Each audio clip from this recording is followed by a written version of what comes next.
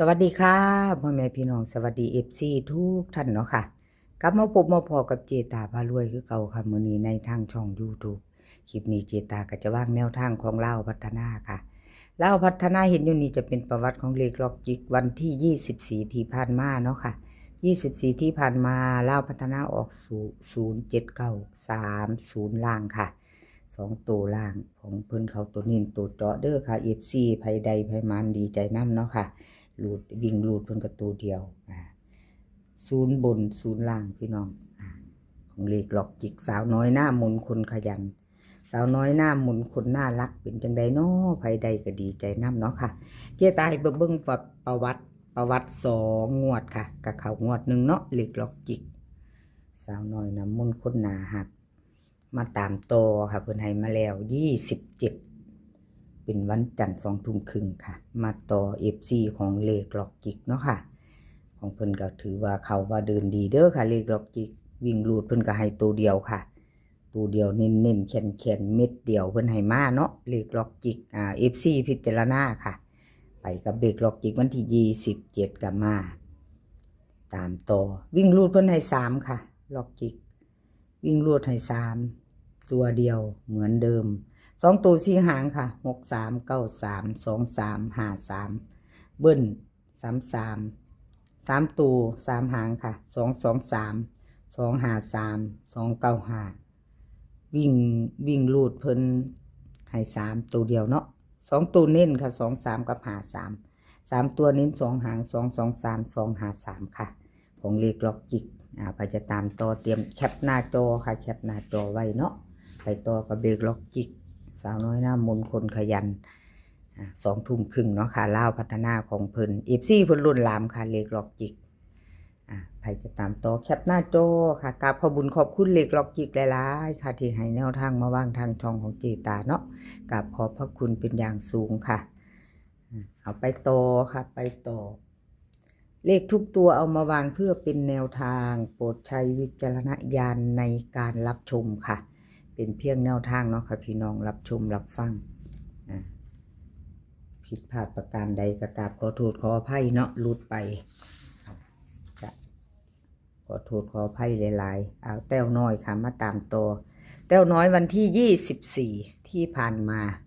ของเพิ่นเป็นจังใดลุดไปพี่น้อง079ค่ะ3ตัวบน30ล่างแต้วน้อยลุดไปเนาะค่ะวันที่24ขอโทษขออภัยแทนเพิ่นค่ะวันที่23เพิ่นมาอยู่7ตัวหนึ่งอยู่เด้อค่ะ2 งวดกับลุดงวด1เนาะ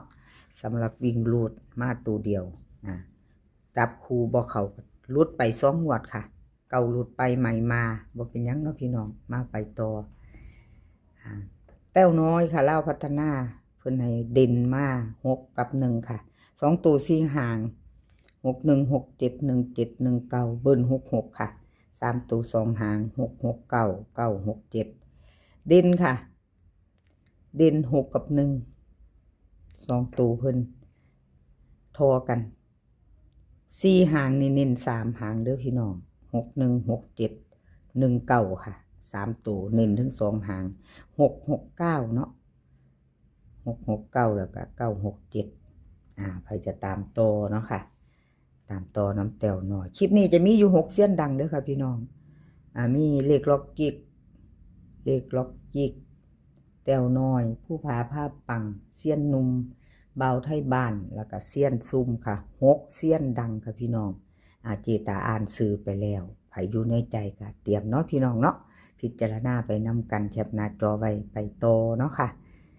แต้วน้อยไผจะไปต่อกับเพิ่นพี่น้องเพิ่นก็เน้นให้3หาง6167ค่ะ119 3ตัวก็เน้นทั้ง2หางค่ะกับขอบคุญขอบคุณแต้วน้อยค่ะที่ให้แนวทางมาวางทางช่องของเจตาเนาะกับขอบพระคุณเป็นอย่างสูงเอามาไปต่อค่ะไปต่อเป็นของใครผู้พาภาพปังค่ะเอากับขอโทษขออภัยผู้พาภาพปังพี่น้องเพิ่นก็หลุดไปเนาะวันที่24 079 3ตัวบน30ล่างค่ะวันที่23เขาทั้งบนทั้งล่างเด้อพี่น้องเขามาหมดเด้อค่ะ2 งวด ประวัติของเพิ่นรูดงวดหนึ่งค่ะไปจะตามต่อมาใหม่แล้ววันที่27ค่ะผู้พาปังกับขอบุญขอบคุณหลายๆที่ให้แนวทางมาวางทางช่องของเจตาค่ะกับขอบพระคุณเป็นอย่างสูงเนาะมาตามต่อวันที่27ล่าวพัฒนาค่ะดินเพิ่นให้2กับ6 2ตัวค่ะ4หาง2 5 2 6 6 5 6 3เบิ้ลค่ะ2 3ตัว3หาง2 6 2 2 2 5ค่ะเด่นวิ่งรูดเพิ่นเด่นทอกันเด้อค่ะ2กับ6เน้น2 5 2 6ค่ะ3ตัวเน้นถึง2หาง2 6 2 2 2 5ค่ะของผู้พาปังเอาแคปหน้าจอค่ะไปจะไปต่อกับเพิ่นเนาะใครจะไปต่อกับแคปหน้าจอค่ะแนวทางเนี่ยอะไรก็เกิดขึ้นได้เนาะพี่น้องเกิดขึ้นได้เมื่อค่ะแนวทางเล่าพัฒนาเอามาตามต่อเดี๋ยวนี้ได้แจมือใหม่ใครอยู่ได้พักเสาร์อาทิตย์เนาะพี่น้องจากนั้นก็จันทร์ถึงศุกร์เนาะค่ะเสี้ยนนุ่มค่ะเสี้ยนนุ่มวันที่24ที่ผ่านมาเล่าพัฒนาออก079 3ตัวบน30ล่างเอา24เสี้ยนนุ่มหลุดไปเด้อค่ะ FC เสี้ยนนุ่มกราบขอโทษขออภัย23ก็หลุด2งวดติดค่ะเสี้ยนนุ่มหลุดไปบ่เป็นหยังเนาะเจตาเป็นกำลังแรงใจให้เด้อเสี้ยนนุ่มรูปรอ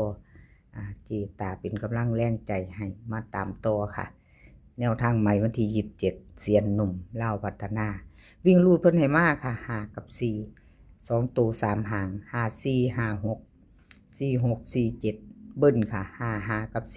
4 3ตัวค่ะ3หาง5 4 5 5 4 6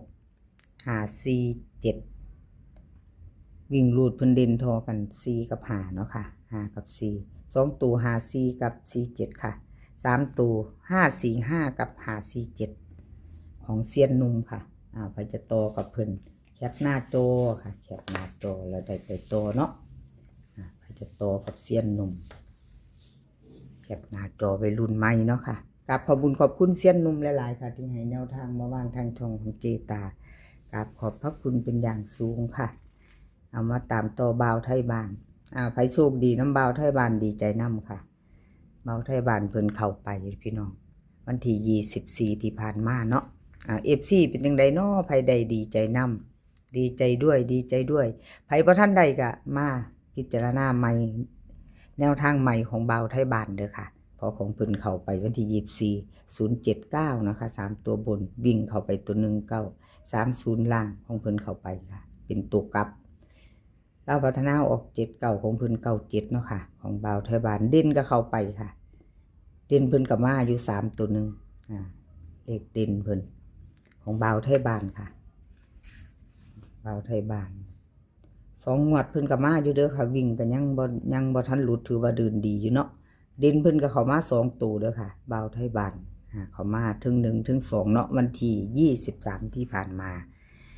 ใครจะตามต่อแคปหน้าจอเด้อค่ะเตรียมแคปหน้าจอบ่าวไทยบ้าน FC เพิ่นรุ่นหลามอยู่เด้อพี่น้อง FC หลายอยู่ของบ่าวไทยบ้านใครจะตามต่อก็แคปหน้าจอไว้ครับขอบคุญขอบคุณบ่าวไทยบ้านหลายๆเด้อค่ะที่ให้แนวทางมาวางทางช่องของเจตาครับขอบพระคุณเป็นอย่างสูงเด้อค่ะเอามาตามต่อค่ะวิ่งบ่าวไทยบ้านให้มา2กับ3 2ตัว6หางค่ะ52 53 72 73 82 83ตัวกันเพิ่น87กับ97 17ค่ะเด่นค่ะพี่น้องเด่น6แล้วก็7 8 9 0เลขเด่นเพิ่นก็มาอยู่เด้อพี่น้องจับตามองของบ่าวไทยบ้านเด่นเพิ่นกับเขาก็มาอยู่เด้อค่ะทั้ง2งวดวิ่งรูดเพิ่นก็ยังบ่ทันหลุดเด่นก็ยังบ่ทันหลุดค่ะยังมีมาอยู่ก็ถือว่าเดินอยู่เนาะพี่น้องเนาะจะ4-5ตัว4-5ตัวของเพิ่นก็เข้ามาอยู่ค่ะของบ่าวไทยบ้านกับขอบคุญขอบคุณบ่าวไทยบ้านหลายๆเด้อค่ะที่ให้แนวทางมาวางทางช่องของเจตาเนาะค่ะกับขอบพระคุณเป็นอย่างสูงกับขอบพระคุณหลายๆค่ะต่อไปเป็นของเซียนซุ่มค่ะของเซียนซุ่มเล่าพัฒนาออกบริเขียนในพื้นตัวนี้ของเซียนซุ่ม เอามาตามต่อไปต่อของเซียนซุ่มค่ะพี่น้องเซียนซุ่มวันที่24ที่ผ่านมาค่ะเล่าพัฒนาออก079 3ตัวบน30ล่างของเพิ่นวิ่งดุดกอดข้อกันมาเด้อพี่น้องกอดข้อกันมา9กับ0วันที่24เนาะค่ะขอโทษขออภัย2ตัวบ่เขาบ่เดินเนาะค่ะบ่มาเอา2ตัวเพิ่นยังเดินอยู่เด้อ2ตัวมา1ตัวของเซียนซุ่มถือว่าเดินดีอยู่ค่ะยังบ่ทันหลุดซ้ายวิ่งซ้ายหลุดพิจารณาซ่อมแนวทางใหม่ของเซียนซุ่มกันค่ะของเพิ่นถือว่าเดินดีอยู่ค่ะ FC เซียนซุ่มเนาะลาวพัฒนาค่ะวิ่งหลุดวันที่27เป็นของวันจันทร์เพิ่นให้มาวิ่งหลุด2กับ3ค่ะ2ตัว4หาง2 4 2 5 3 5 3 4เบิ้ลค่ะ2 2กับ3 3ตัวค่ะ1 2 4 1 2 5 1 3 5 3ตัววิ่งลูดเพิ่นเด่นทอกันค่ะ2กับ3 2ตัวเน้น2 5กับ3 5 3ตัวเพิ่นเน้น1 2 5กับ1 3 5ค่ะของเซียนซุ่มแคปหน้าจอค่ะใครจะไปต่อกับเพิ่นกับขอบคุณเซียนซุ่มหลายๆเด้อค่ะที่ให้แนวทางมาว่างทางช่องของเจตาเนาะกราบขอบพระคุณเป็นอย่างสูงค่ะคลิปนี้ขอให้พี่น้องโชคดีกับเล่าพัฒนาวันจันทร์ที่27ค่ะมื้อนี้ก็ขอให้พี่น้องมีความสุขสุขภาพร่างกายแข็งแรงกันทุกคนเดินทางไปไสก็ขอให้ปลอดภัยค่ะเดินทางไปขอให้มีโชคกลับมาขอให้มีชัยคลิปหน้าพอกันใหม่คลิปนี้ก็สวัสดีค่ะ